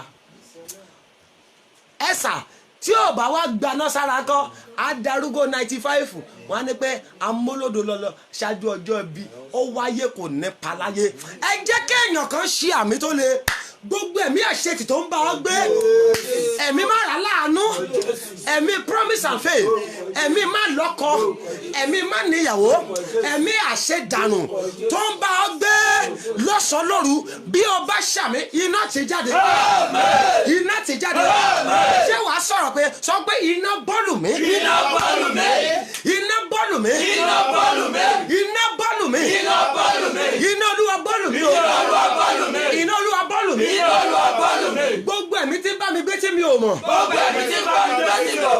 torí wàá wá bẹ̀rẹ̀ sí ní ká ẹ̀mí àṣetì bẹ́ẹ̀ ni má gbàgbọ́ mo sọ fún ẹ bí ẹ̀mí yẹn bọ́ bá ti sọ̀rọ̀ yẹn màmá Adédèké ẹlẹ́ ti ṣí ẹ̀rẹ̀ ọ̀rọ̀ yín kò di ayọ̀ mọ́ bí wọ́n bá ti sọ̀rọ̀ yẹn látòní lọ òtún jẹ́ èèyàn mọ́ ẹ̀mí má jẹ́ èèyàn ẹ̀mí àṣedànù ẹ̀mí má ṣe rere á dẹ̀ di ẹ̀mí tó bá máa di ọkùnrin lè dọkùnrin tó bá di obìnrin á dẹ̀ wọnú ayé yẹn pé ẹ̀ló wọn ti ní wọn máa bá ẹgbẹ́ ni oh my God ṣé ẹ̀mọ́ túmọ̀ rẹ̀ ni Bíbélì ní pé nígbà tí Jésù ré kọjá tó ń lọ ó sọ pé wọ́n pàdé arákùnrin yẹn wọ́n béèrè lọ́wọ́ rẹ̀ pé wèrè ara Gádárà ni ẹgbọ́n nǹkan tó sọ ẹ̀ló sà ó nígbà tó rí Jésù lókèrè ó ní Jesus ó immediately he went ó he bowed down before Jesus ẹgbọ́n nǹkan tí Jésù béèrè lọ́wọ́ rẹ̀ ẹ̀ló mélòó ni yín bíbá ó ní bàbá sà á pọ̀ sí bíbá yìí o ẹ̀mí nìyẹn ó ní tó bá jẹ́ bẹ́ẹ̀ nǹkan tí mo fẹ́ fún ẹ rèé báyìí bí mo ṣe ń bá ọ sọ̀rọ̀ ó ní ẹgbọ́ ẹ̀mí yẹn gan ó tún ṣe kí ni ó ní opinion if an evil spirit can have a decision and Jesus Christ complied by the decision of an evil spirit how much more you that you are created in the image of Jesus Christ tọ́lọ́hún ò ṣe ní dá ilé òun are you with me yes, this evil spirit said hello baba nǹkan tá a fẹ́ lélẹ́yìí ẹ má lé wa dànù àti rí yín àmọ́ pé wàhálà ti dé bá wa ṣùgbọ́n nǹkan tá a fẹ́ rè ẹ ṣáà lé wọn sáàrin agbo ẹlẹ́dẹ̀ látijọ́ náà nígbà tí wọ́n ti lé wọn lẹ́lẹ́dẹ̀ ti dìdàkudà àtijọ́ tó ti lé wọn sà ní ẹlẹ́dẹ̀ tí ó lè kò sí bó ṣe lè ré abájọ táwọn Yorùbá ní pé kò sí bẹ́ẹ̀ ṣe ṣègbèlò tí ò ní rùn gan kò síbi tó ti rí ẹlẹ́dẹ̀ láyé àfi tó bá jẹ́ àgíríkì tẹ́ ẹ̀ mú sí gbòòrò bó ṣe jẹ́ àgíríkì yẹn náà tó bá rí omi tó ń ṣàn lẹ́gbẹ̀ẹ́ á padà lọ sídìí afárá wọn nítorí ẹ̀mí líjónì tó jáde lára wèrè lọ́jọ́ sí ara wọn ló bọ́ọ̀lù ẹ já gbàdúrà ẹ pe Jésù sà ẹ̀mí òdì tó ń gbé ara mi tí mi ò mọ̀ ẹ̀mí òdì tó ń gbé ara mi tí mi ò mọ̀ sà ẹ̀mí ikú lè máa gbé lára èèyàn téèyàn ọ̀dẹ̀ nímọ̀ wọ́n á ní wọ ẹ jẹ́ kó lọ pàdé ikú òjijì ẹ sà èèyàn yẹn lè máa ní oṣù mẹ́ta kò ní mọ̀ ẹ̀mí ikú dẹ̀ wà lára rẹ̀ ẹjọ ẹ pe Jésù sà ẹ pe Jésù ọjọ́ ti lọ ẹ jẹ́ n gbàdúrà àdúrà kan tí màá ti dánu dúró dè tó bá dọ̀la ẹjọ ẹ tètè wọlé ní àárọ̀ ní ìrọ̀lẹ́ lálẹ́ ọ̀la rádà 9 p.m. Nigerian time ẹ tètè wọlé ẹ má gbàgbé Olúwa ní kí n gbàdúrà fún gbogbo àkọ́bí middle and last born ẹ gẹ̀tì ẹ Adébọ́lá Ahmed ẹlẹ́ẹ̀tì ṣí ẹ̀rẹ̀ gbogbo ohun tó ń dùn ẹ lọ́kàn mọ̀mọ́ àti gbogbo yín àtàwọn tó ti ṣàmì látàárọ̀ tó ti ṣí ẹ̀rẹ̀ lórúkọ Jésù Ọlọ́run kó sọ ọ́ di ẹ̀mí tó ń gbénú mi tí mi ò mọ̀. ẹ̀mí tó ń gbénú mi tí mi ò mọ̀. tí a jọ ń jẹ tá a jọ mu. iná Olúwa. ó yá máa lè jáde. kò sí nǹkan tó kọ ẹ pẹ̀lú ibi tó wà ìwọ ni kò kọ́ra gbàdúrà yẹn gbọ́ mi sà ọjọ́ tó bá jáde ló máa ṣàṣeyọrí sà mọ́mì bí ò bá jáde àti bímọ di wàhálà bí ò bá jáde ó lè rí ilé ọkọ gbé wọ́n á máa tiẹ̀ fún wọn matrimonial home to another ni tí ò bá gbàgbé ẹ̀ tí ò bá jáde wọ́n á máa fi ohun rere lọ ṣùgbọ́n wọn ní yọ̀ǹda rẹ̀ fún ẹ wọ́n á máa fọ ohun rere porí rẹ bẹ́ẹ̀ ni ṣùgbọ́n àwọn ni máa dáàdi afẹ́ ra mọ́tò fún yín dáàdi afẹ́ ṣe báyìí fún yín wọ́n á máa nípa afẹ́ ṣe ni afẹ́ ṣe ni afẹ́ máa ṣe ni a máa ṣe ni a máa ṣe ni títí tẹ́ni yẹn máa fi dàgbà darúgbó wọn ní padà ṣe nǹkan yẹn nítorí ẹ̀mí aláṣẹ ti wà nù ayé rẹ̀ ó yá jáde lára rẹ̀ jáde lára mi jáde lára mi jáde lára mi jáde lára rẹ̀ ó yá.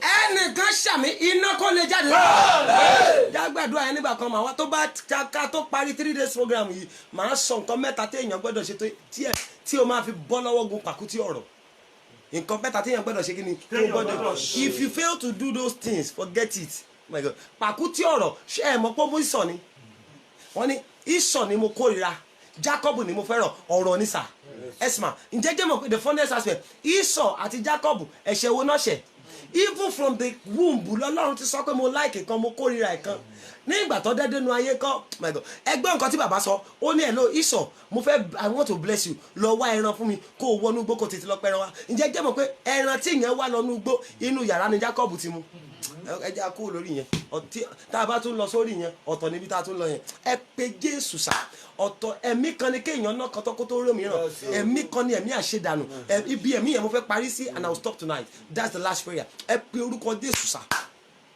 gbogbo ẹ̀mí adánidúró lára mi. gbogbo ẹ̀mí adánidúró lára mi. iná ẹ̀mí mímọ́. iná ẹ̀mí mímọ́. ó yá lè jáde. ó yá lè jáde. ẹ̀mí kí mo pè é. ẹ̀mí adánidúró. ẹ̀mí adánidúró. ohun tó yẹ ẹni tó yẹ kó ti kọ́lé tó yìí ra tó yá ilé tó yá gbé gan kò sanwó bẹ̀ kò tí ì rówó san ó jẹ́wọ́ ná ó jẹ́wọ́ lọ́mà ó jẹ́wọ́ nẹ́pà gbogbo owó ló jẹ wọ́n ti wá mọ̀ sí tó bá tún wá gbé báìbù lọ ṣọ́ọ̀ṣì àwọn ní ìgbà tóun bá lọ tán àwọn aráalé á ní pé àwa tá a lọ ṣọ́ọ̀ṣì gan ló àwa tá a kún sí ṣọ́ọ̀ṣì gan we are better off than you that you are going to church bẹ́ẹ̀ ni wọ́n sọ wọ́n ti mọ sister yẹn pé every month she is always going to a prayer camp wọ́n ti mọ̀ pé aládùúà ni sister yẹn but guess what pẹ̀lú bó ṣe ń lọ síbi àdúrà náà tó ó ti ṣe introduction lẹ́ẹ̀mẹ́ta kò sí tó yọrí sí wedding ẹ̀mí àṣedànù ọjọ́ ti ń lọ ẹ má bínú mo ti gbà kókó yín díẹ̀ mọ́mì dádì ẹ má bínú ẹ pe Jésù yẹn àdúrà kan tó kù nìyẹn ṣùgbọ́n mo fẹ́ kẹ́ ẹ tètè múra lọ́la bẹ́ẹ̀ ẹ má gbàgbé ọ̀la yẹn I will pray for first born second born and third born tó bá wá dijọ́ Sunday mo gbóhùn Olódùmarè báyìí pé ọmọ gbàdúrà sílé gbogbo àwọn ènìyàn lọ́jọ́ Sunday bẹ́ẹ̀ Olúwa sọ pé àyín kan ever since you have packed into that house bẹ́ẹ̀ ohun tuntun tó kó wọbẹ̀ látọdún tó ti kó wọbẹ̀ ó rà mí mọ́ gbogbo ẹ̀ tún dó ó tún ṣe kíni ó tún ń bàjẹ́ òun ta díẹ̀díẹ̀ ohun tuntun ò wọlé yẹn àtọdún tó ti wọ Olúwa sọ pé ọ̀pọ̀lọpọ̀ yín ṣílé gbà ní sà ẹjọ́ kó lórí ẹ̀ ọjọ́ Sunday lÓlúwa ní kí n ṣiṣẹ́ lé yẹn lórí bẹ́ẹ̀ ni ọjọ́ Sunday lÓlúwa ní ṣiṣẹ́ lé lórí yẹn ìwọ̀n ẹ pe orúkọ Jésù ní gbogbo ibi tẹ́ ẹ wà gbogbo ẹ̀mí àṣedànù lára mi. gbogbo ẹ̀mí àṣedànù lára mi. á jẹ́ kéèyàn kàwé kò ní rí kan fi ṣe. á jẹ́ kóbìnrin rẹwà kò ní jẹ́ kó rọ́kọ. á jẹ́ kóbìnrin wọlé ọkọ bẹ́ẹ̀ ni. á jẹ́ kó ṣe wedding 10 million naira ṣùgbọ́n kò ní rọ́mọ bí lọ́jọ́ kan. My God ọ̀dọ̀ oh my god ká ní ṣọ́ọ̀ṣì láwà àbára àyè expatiate ọ̀rọ̀ àwọn ẹni ẹlẹ́ni dátà náà lò owó dẹ̀ ni wọ́n ń san bẹ́ẹ̀ ni èmi kọ́ mo ra dátà fún wọn ìfẹ́ Jésù lọ ní mo dẹ̀ dúpẹ́ pé wọ́n ní testimony torí ẹ̀ náà ṣe kéni náà ṣe ń wò ẹ má jà gbà kókó wọn ẹ pe Jésù sà ẹ pe Jésù mà gbogbo ẹ̀mí aláṣẹdànù lára mi. gbogbo ẹ̀mí aláṣẹdànù lára mi. ajẹ́kẹ́ lómi kówó ajẹ́ kó lọ sí ẹ́mbásì anágbá mo bẹ̀rẹ̀ lọ́wọ́ yẹn kan ó ní sà òun ti ná tó 500,000 lórí kó o fẹ́ lọ sí Amẹ́ríkà mo ní kí ló wá padà ṣẹlẹ̀ ó ní wọn mú òun mo ní 500,000 jọjọjọ o ò tí ì ra àánú gbà ní ọjọ́ tó ẹ̀mí aláṣẹdànù ni ẹlòmíì ní pé òun ti apply bí ẹ̀méje bẹ́ẹ̀ ni òun ò padà lọ ẹ̀mí aláṣẹdànù ni ẹjọ́ ọjọ́ ti lọ ẹ pé Jésù yẹn lẹ́ẹ̀kan gbogbo ẹ̀mí àṣẹdànù lára mi. gbogbo ẹ̀mí àṣẹdànù lára mi. gbogbo ọ̀rọ̀ tó di àṣẹdànù sí mi lára. gbogbo ọ̀rọ̀ tó di àṣẹdànù sí mi lára. iná ó yá ti jáde. ó yá ti jáde. ti jáde. ti jáde. orúkọ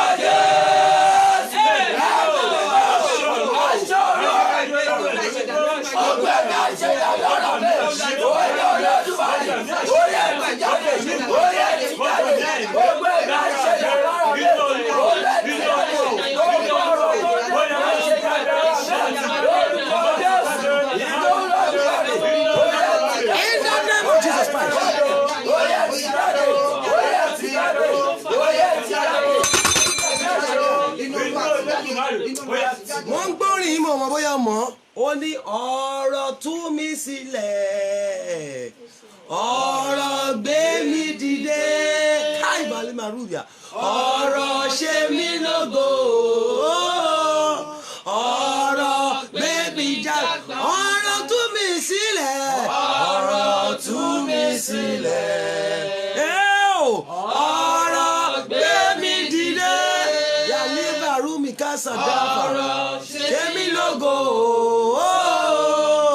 ọ̀rọ̀ gbé mi já gbangba gbogbo ọ̀rọ̀ òdì tó di ayé rẹ sá bí àmì rẹ bá lé ní gbogbo ibi tó wà tó wò pé ká má wò pé ta ló ṣàmì lórúkọ Jésù lóru iná ti jáde ọ̀rọ̀ táwọn òbí rẹ sọ bí eré ṣùgbọ́n tí ìwọ tó wá sọ ìwọ ọmọ ológo dọmọ ológun lónìí èmi kéde rẹ pẹ̀lú agbára tí ń bẹ nínú ẹ̀jẹ̀ Jésù Kristi ó ní àtètè kọ́ṣe ní ọ̀rọ̀ wà pẹ̀lú Ọlọ́run sì ní ọ̀rọ̀ náà ọ̀rọ̀ tó borí gbogbo ọ̀rọ̀ tí èèyàn lè sọ láyé bí ọba lè ṣàmì tó dẹ̀ ṣí ẹ̀rẹ̀ ó yá ọ̀rọ̀ Ọlọ́run ó yá kó gbé ọ̀rọ̀ yẹn mo ní kó gbé ọ̀rọ̀ yẹn gbogbo ẹ̀mí aláṣẹdànù lára rẹ tó ní nothing you are going to lay your hands upon that will be successful that say you always gather but they will waste it in your hand that say nothing in your life will become meaningful if your amen roar like thunder tonight that negative utterances over your life they are terminated in the mighty name of God. mo ní ọ̀rọ̀ yẹn kó gbiná lára rẹ mo ní ọ̀rọ̀ yẹn kó gbiná lára rẹ mo ní ọ̀rọ̀ yẹn kó gbiná lára rẹ ọ̀rọ̀ yẹn gbiná lára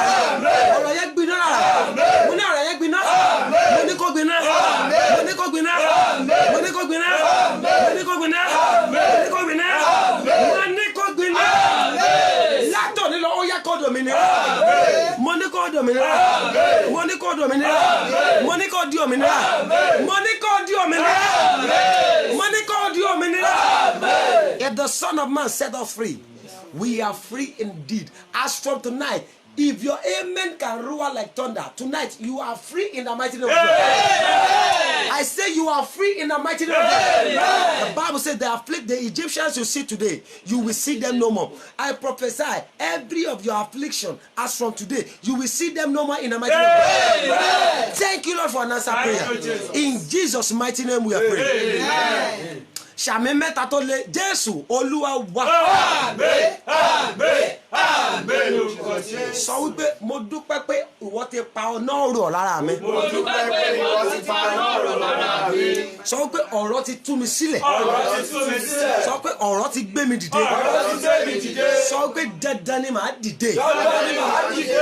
Sọ wípé ọ̀rọ̀ òdì ò ní pa lórí mi mọ́. Ọ̀rọ̀ òdì ò ní pa lórí mi mọ́. Ọ̀rọ̀ òdì ò ní pa lórí mi. Ọ̀rọ̀ òdì ò ní pa lórí mi mọ́. Ọ̀rọ̀ òdì ò ní pa lórí mi mọ́. Ọ̀rọ̀ òdì ò ní pa lórí mi mọ́. Bó o ti wí bẹ́ẹ̀ ló máa rí lórúkọ Jésù. God bless you man, God bless you sir. We are sorry network yẹn ṣe bákan nígbà tá a wọlé lónìí and mọ́mí dáadé àwọn tó máa ń pè tá a bá ti wà online ẹ jọ àyíbá àdúrà láṣìgbà lẹ́nu ọjọ́ mẹ́ta pé kẹ́ ẹ ràn wá lọ́wọ́ fún ti gájẹ́ẹ̀tì wa àìtí ìríran lọ́wọ́ yẹn bó yẹ ká ṣe rí àbá ti ra kámẹ́rà tẹ́ bá wá pè gbà yẹn fóònù ẹ̀ máa pè sí wọ fóònù tá à ń lò náà lẹ́yìn pè sí ẹjọ́ màsà we say tẹ́ bá máa pè ẹ jẹ́ kó di after the prayer then sir. God bless you. I appreciate every one of you. Let us meet tomorrow, 9 p.m. Nigerian time. Don't forget, do me this favor tonight. Go to my YouTube page. If you are just watching for the first time, go to my YouTube page. Go and like the YouTube page. Subscribe to the YouTube page. The YouTube page is Prophet Joshua Oni. That's the YouTube page. Prophet Joshua Oni. Gbogbo ẹ̀yin tí Ọlọ́run ń lò fún ìpàdé yìí, ayé yín kó dìde. Ojoojúmọ́ ni mò ń gbàdúrà fún yín màsà. Lórúkọ Jésù, áńgẹ́lì ìrànlọ́wọ́ kó wọnú ayé yín.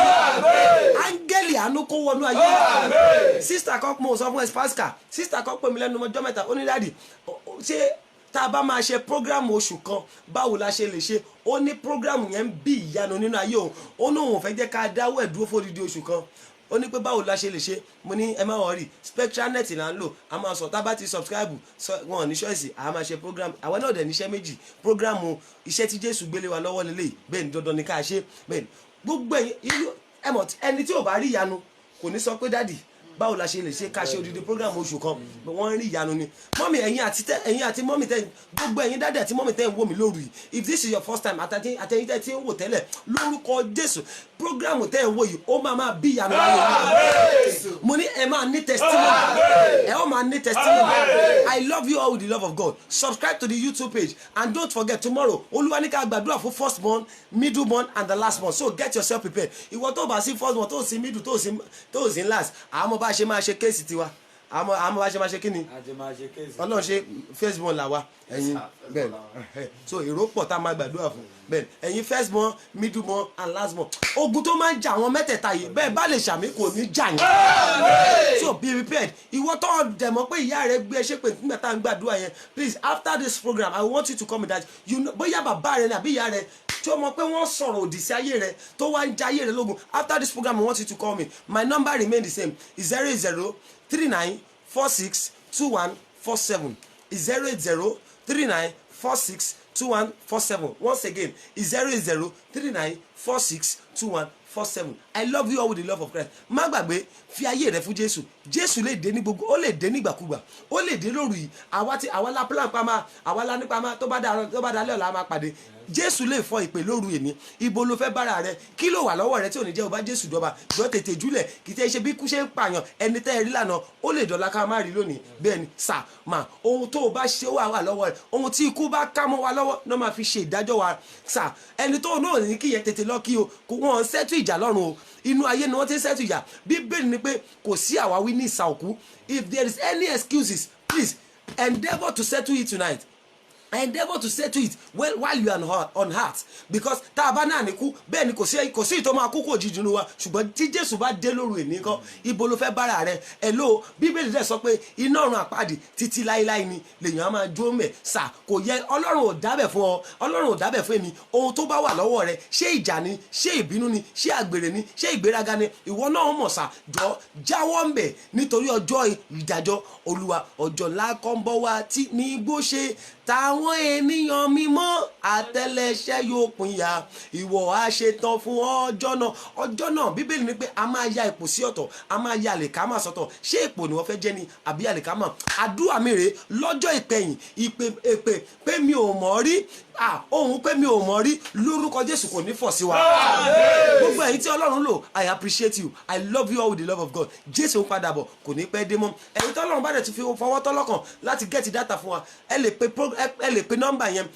a máa gbé tí n bá ti ráàyè gbé nọ́mbà yín ẹ mọ̀ pé mo busy nìyẹn ẹ má fi ṣèbínú aládùúà ni 247 a máa ń wà ní àdúrà ni so tí n bá ti ráàyè gbé màá bá yín sọ̀rọ̀ ẹ drop message sójú WhatsApp yẹn tá a bá ti parí program a máa dá yín lò I love you all ẹ ṣé gan ohun tẹ́ ẹ máa sùn lálẹ́ yìí lórúkọ Jésù ohun ìṣẹ́gun ló máa jẹ́ ó dàárọ̀ mà ó dàárọ̀ sà I love you all.